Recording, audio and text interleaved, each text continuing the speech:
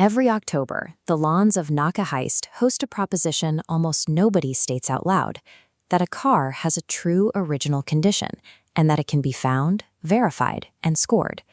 Authenticity here is defined by rigid physical boundaries. Eligibility for the rally is restricted to cars registered within a precise 50-year window, a definition of truth with the arguing taken out. The market pays for this permanence.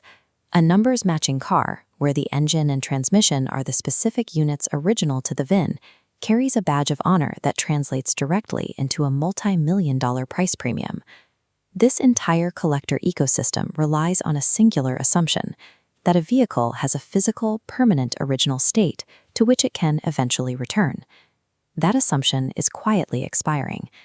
Most cars delivered since 2020 now receive over-the-air updates that change their performance and comfort settings long after the owner takes delivery. These software patches can alter core functionality. Tesla has famously reduced the Model 3's braking distance through a wireless update, and Volvo has used similar code to change braking behavior overnight. This breaks the traditional concept of preservation. While physical components decay over time, code is simply superseded. It doesn't age, it just moves to a newer version. A car that stops differently this week than it did last week has no original state in the sense a Concours judge understands. It has a current configuration and a changelog. Project forward to 2065. If a judge were assessing a car built today, what would they actually find worth scoring? The software layer would be irrelevant. A car's earliest software version is typically its most flawed, the build the manufacturer spent a decade correcting, rather than a configuration worth preserving. Matching mechanical numbers would lose their luster as well. Modern drivetrains are increasingly treated as sealed, modular units designed to be replaced in their entirety rather than rebuilt.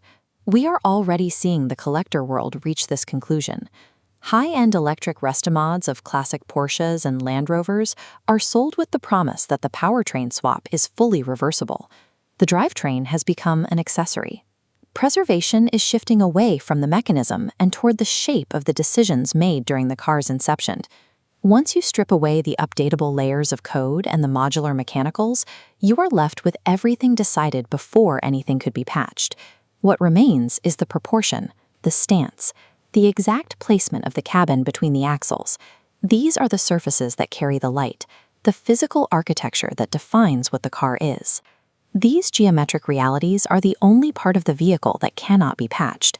They are permanent. This unpatchable core is locked during the concept phase. Designers call this the design freeze, the point after which the truth becomes too expensive to change. Development timelines are shrinking. Nissan recently cut their development cycle from 55 months down to 26. This means the design freeze is arriving sooner, forcing permanent decisions to happen faster. Faster schedules mean high-stakes architectural choices are made with less time and potentially worse information. The economics are brutal. Correcting a surface after the freeze requires retooling an entire production line, while everything downstream, the assist strategies and calibration, can be patched indefinitely. This timeline compression creates a paradox. The most permanent part of the car is now given the least amount of tooling and the shortest schedule. Getting it right requires a way to validate the design long before it is physical. A vehicle's future legacy is settled in the brief, critical weeks of early design, the period when being wrong costs a revised sketch rather than a retooled factory. The software and the updatable layers will be patched until they are unrecognizable, and no one will hold that against the car.